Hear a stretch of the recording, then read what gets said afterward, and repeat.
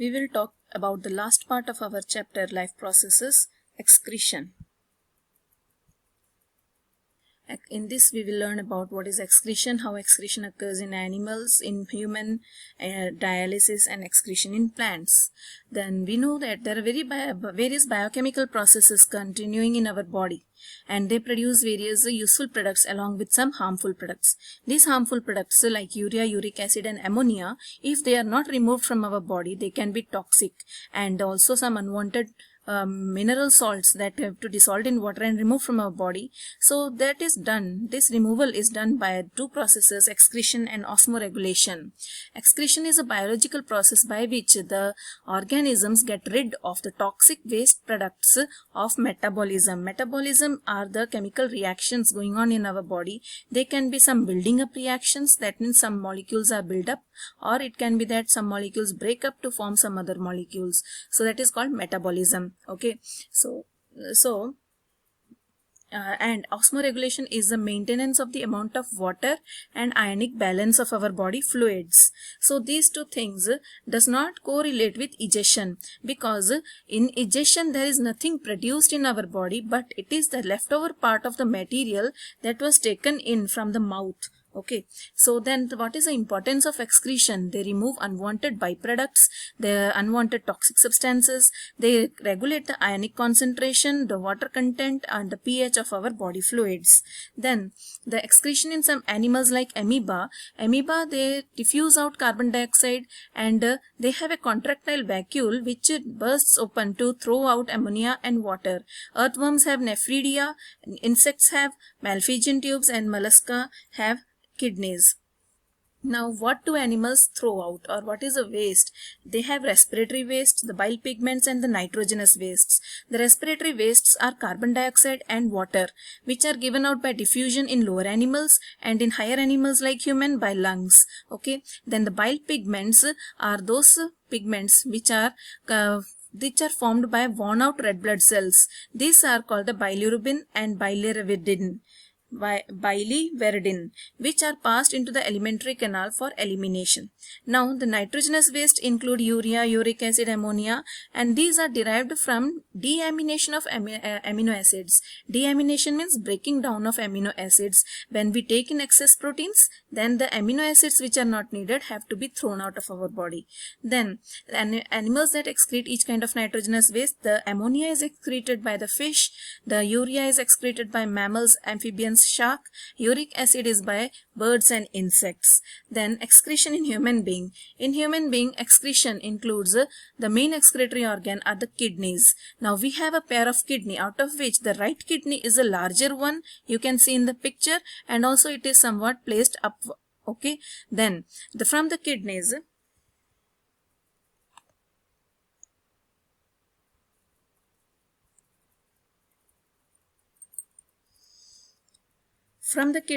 tubes come out and they join a bladder-like structure. These tubes are the ureters, and this bladder is the urinary bladder which will store the urine which has to be thrown out of our body, and then the urethra is the passage from which it is thrown out.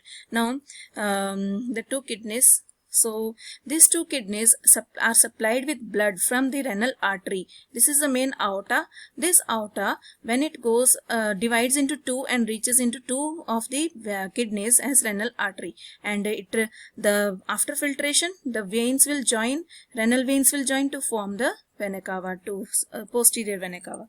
Now, structure of kidney. The kidneys are purplish brown, flattened, bean-shaped, 12 cm long, 6 cm thick, and 150 grams in weight.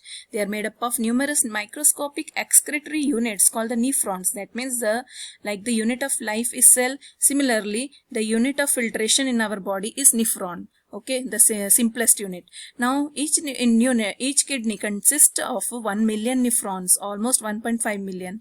When we cut open the kidney, we can see three layers: cortex, medulla, and inner pelvis. So here, this kidney, when cut open, you can see the outer region is the cortex, then this triangular region is the medulla, and then the central one, pelvis. Pelvis opens into the ureters. Here you can see the yellow colored some irregular line like structure. This actually is the nephron, the single unit of kidney. Similarly, the one kidney contains 1 million nephrons. Okay, then the filtration of the body, the functions of the kidney is to filter blood, to excrete the waste products, osmoregulation, secretion of enzyme renin, conversion of inactive vitamin D to active form, and they filter about 190 liters of blood daily to produce 0.9 to 1.9 liters of urine.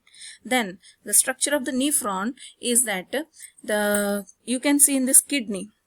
What is actually given? In the blood with waste products goes into the kidney, then the filtrate, after filtration the filtrate goes into the bladder, urinary bladder, and the clean blood goes into the vein. So the unit of filtration is a nephron, and the structure of nephron is in this way. The parts of the nephron are the glomerulus, the Bowman's capsule, and many more we will tell. But first is the glomerulus. Glomerulus is a tuft of capillaries that are found in this cup-shaped structure. The cup-shaped structure is a Bowman's capsule, and this tuft of capillaries which are formed, they are formed from afferent arteriole. This afferent arteriole is a branch of the renal artery. This forms a tuft of capillaries here, and then this capillary is joined to form the efferent arteriole. You have seen here one more thing, that afferent arteriole is wider than the efferent arteriole.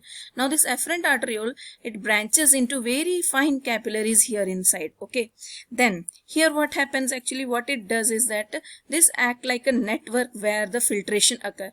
The blood comes in from afferent arteriole into the capillaries with a great force, and it is filtered into the glomerulus, into the Bowman's capsule. Now after the Bowman's capsule is the renal tubule. This full tubule is the renal tubule. After the glomerulus and the Bowman's capsule is this tube. Okay, and the last one is the collecting duct, this one.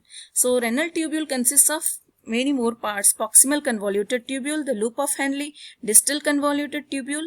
Though the proximal convoluted is the upper part of this tubule where it is very much convoluted. Then a U-shaped structure comes, that is a loop of Henle, and then again a convoluted structure, that is a distal convoluted tubule, and they come and they join. This distal convoluted tubule is the one which joins the collecting duct.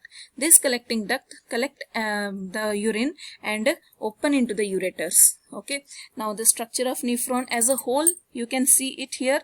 Here we have not talked about the efferent arteriole. This efferent arteriole, the efferent arteriole, after coming out from the glomerulus, it does not go and join the vein. What it does, its work is still left. It again divides and redivides and moves around the tubule, around the nephron, and then and forms capillaries. Okay, it forms a capillary network around the nephron so that useful materials can be reabsorbed, and whatever unwanted material is still left in the nephron, in the arteriole, is to be secreted out. So this work is yet left. So it forms a network around the nephron. Now the process of nephron to form urine is filtration, reabsorption, and secretion. So ultrafiltration or filtration, in which small particles in the blood are forced out of the glomerulus into the Bowman's capsule, as I told you, and this solution is now referred to as filtrate. Which goes into the capsule is a filtrate. It is similar to the plasma except that it does not contain proteins. The materials that are filtered include water, mineral salts, glucose, and amino acids, and also obviously the nitrogenous wastes. Then materials that are not filtered are proteins, large cells, and red blood cells, because they are very big. Now why did you understand why the blood gets filtered here? Because when it comes from the afferent arteriole into the capillary network, the blood, okay, at that time the lumen becomes narrower, so the blood moves with great pressure. So when and the minerals etc., they diffuse out of the capillaries with force. Okay, walls of capillaries with force, and whatever is left goes into the efferent arteriole.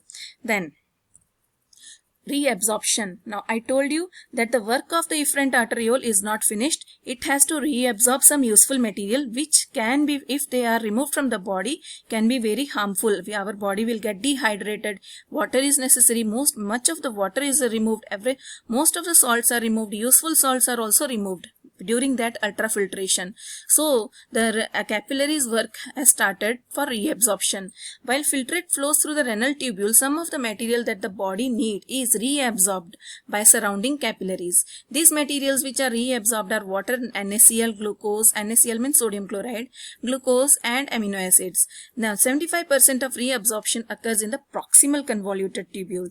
The proximal convoluted tubule is this upper one. Okay, then secretion, release of specific substances. Now, after reabsorption has occurred, some substances are still, if they are remaining in the arteriole, efferent arteriole, they have to be, that means in the capillaries, they have to be removed out of our body. So that is called secretion, okay, into the tubule, distal convoluted tubule. Now release of specific substances from the blood capillaries back into the filtrate occurs in the renal tubule.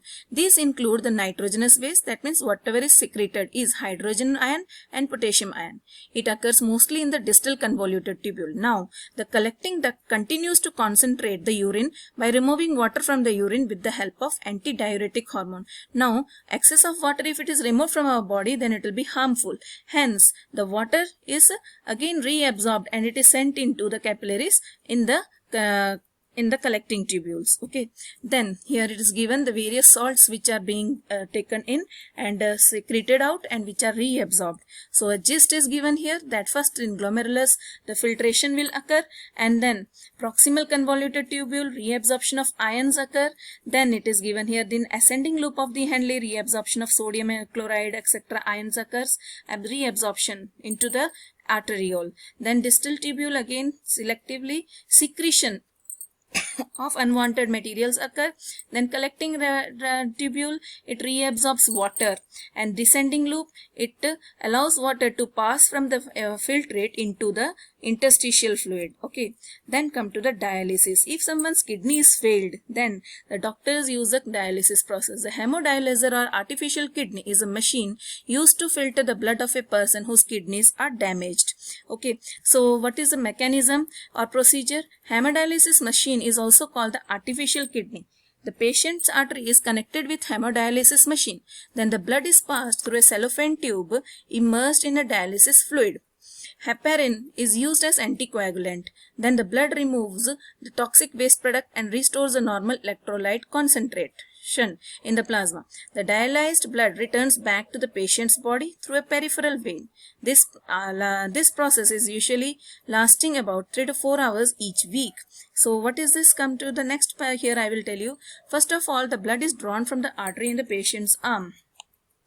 Here, okay, from the patient's arm it is drawn, and then it is put into the dialyzing tube. This dialyzing tube, this pump is so blood will flow very slowly through this tube, okay, through this machine. And when it is flowing, this machine is made up of cellulose or cellophane paper or cellophane. Okay, so when it is moving from here, at that time the dialysis machine, then number 4, number 5 is where here large molecules remain in the tubing.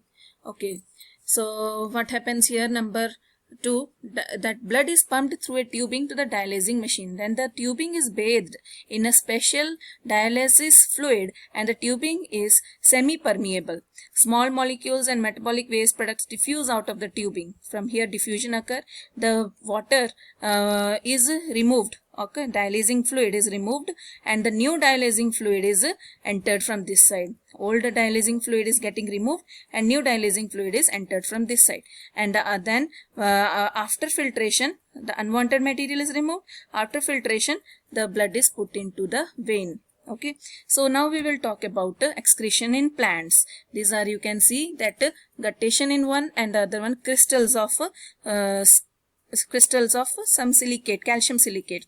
So animals are known to excrete waste. This one I will talk in the next part of this video.